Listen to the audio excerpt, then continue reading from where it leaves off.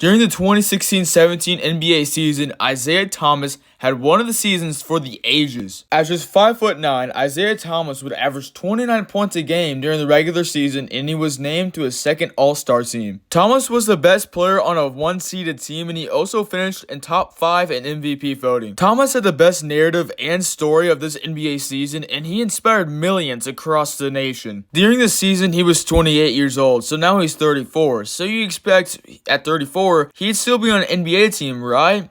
No. As of right now, he is not even on an NBA team, and he hasn't played a game in over a year. How does this even happen? How does a guy go from 29 points per game to out of the league in 6 seasons? Well, ladies and gentlemen, this is the sad downfall of Isaiah Thomas. We're going to start the story back at his Washington days. Thomas would spend 3 years at Washington, and he had a very solid career there. He was named 2009 Pac-12 Rookie of the Year, he'd make it to the All-Pac-12 team 3 times, and all 3 seasons he led them to the tournament. He would declare for the 2011 NBA draft, but there were 2 major big things holding him back. Number 1 was his age. He was 22 at the time. That's pretty old for a rookie in the NBA. And of course, number 2, his height at 5'9". That's really small for an NBA player. Really nobody knew how well his height could translate to the NBA, most saying that it just wouldn't translate well. Isaiah was drafted with the very last pick in the NBA draft by the Sacramento Kings. It really cannot get that much lower besides being undrafted. Of course, for his 60th overall pick,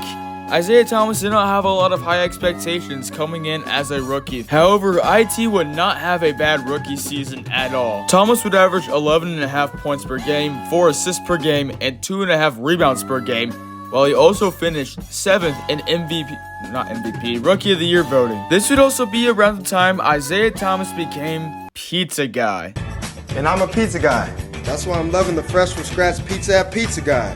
Are you a pizza guy? Alright, I just thought that'd be fun to talk about Isaiah Thomas, Pizza Guy. Let's get back into his journey in the NBA. In the 2012-2013 season, he had a stat progression, but it wasn't anything too crazy.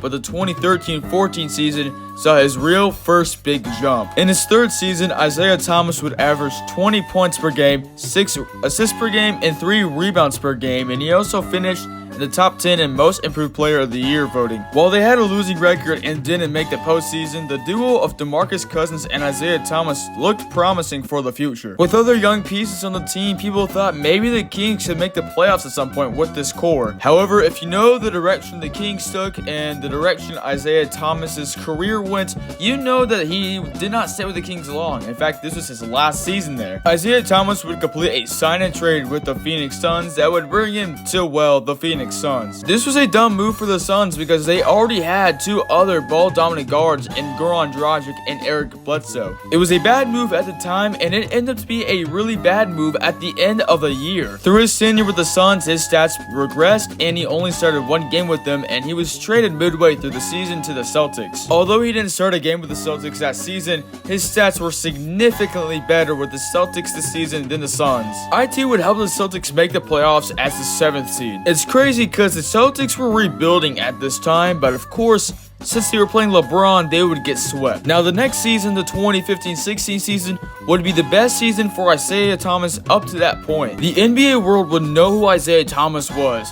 He would put up 22 a game, 6 assists per game, and 3 rebounds per game, and he'd be named to his first All-Star appearance in his career. Isaiah would lead them to a 48-34 record and get them the 5th seed. However, if you look at everyone's standings and records, they're pretty much all 48-34. Pretty interesting. However, the Celtics would still lose in 6 games to the Atlanta Hawks in the 1st round. Now, this next season is the season I was talking about in the beginning. If you were around for this time, this was truly a magical season. So let's go.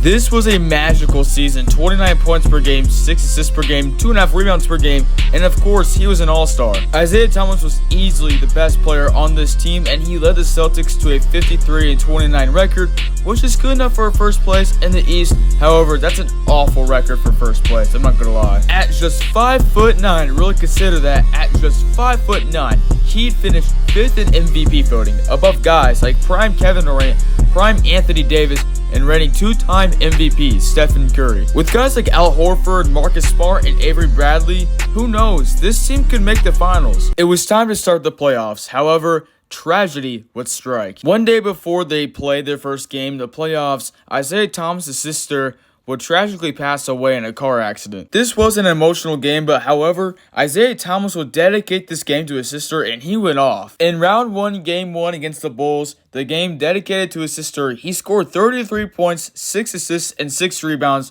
However, they lost. Despite this loss, they would win in 6, and they would move on to the second round. In game 2 of the second round against the Wizards, Isaiah Thomas would have a performance that didn't live up to standards from earlier games. He had a double-double, but only 17 points, not very Isaiah Thomas-like. And in game 2, he would play 17 minutes and be held to only 2 points, but he would leave game 2 with a hip injury and he would miss the rest of the playoffs. During the offseason, Cavs point guard Kyrie Irving wanted out and he requested a trade, and he got traded to the Celtics.